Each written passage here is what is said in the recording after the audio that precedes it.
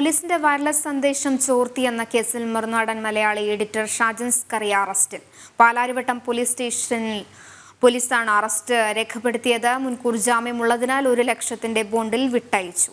വിവരങ്ങളുമായി ജിജീഷ് കരുണാകരൻ ചേരുന്നു. ജിജീഷ്, ഏത് സാഹചര്യത്തിലാണ് ഈ അറസ്റ്റ്? വിവരങ്ങൾ.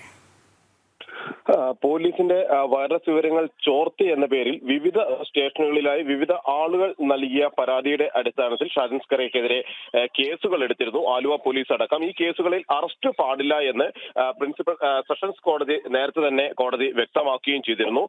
മാത്രമല്ല, എന്നാൽ അന്വേഷണവുമായി സഹകരിക്കണമെന്ന ഒരു നിർദ്ദേശം ഷാജൻ സ്കറിയക്കും നൽകുകയും ചെയ്തിരുന്നു. അതിന്റെ അടിസ്ഥാനത്തിലാണ് ഇന്ന് പാലാരിവട്ടം പോലീസ് സ്റ്റേഷനിൽ എത്തിയതും ഔദ്യോഗികമായി അറസ്റ്റ് രേഖപ്പെടുത്തുകയും ചെയ്തത്.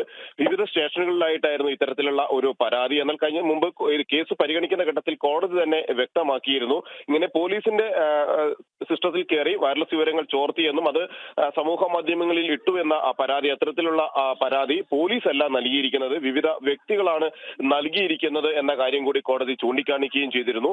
ഈ ഒരു സാഹചര്യത്തിൽ അറസ്റ്റ് ചെയ്യുകയാണെങ്കിൽ ജാമ്യം നൽകണമെന്ന നിർദ്ദേശമായിരുന്നു കോടതി നൽകിയിരുന്നത്. ഇതിന്റെ അടിസ്ഥാനത്തിലാണ് ഇപ്പോൾ ജാമ്യം ലഭിച്ചിരിക്കുന്നത്. ഒപ്പം തന്നെ ഇതുമായി ബന്ധപ്പെട്ട അന്വേഷണവുമായി തുടർന്ന് സഹകരിക്കണം എന്ന് നിർദ്ദേശിച്ചിട്ടുണ്ട്. വീണ്ടും ആവശ്യപ്പെടുകയാണെങ്കിൽ ഹാജരാകണമെന്നൊരു നിർദ്ദേശമാണ് ഷാജൻ സ്കറിയക്ക് നൽകിയിട്ടുള്ളത്. ശരി, വ്യക്തമാണ്. ഷാജൻ സ്കറിയയെ അറസ്റ്റിൽ ചെയ്തിരിക്കുകയാണ്. 1 ലക്ഷം രൂപ ബോണ്ടിന് വിട്ടയച്ചു. പോലീസിന്റെ വിവരങ്ങൾ വയർലെസ് വഴി ചോർത്തി എന്നുള്ള കേസിലായിരുന്നു അറസ്റ്റ് ഉണ്ടായത്. വിവരങ്ങൾ നൽകുകയായിരുന്നു ജിജീഷ് കരുണാകരൻ.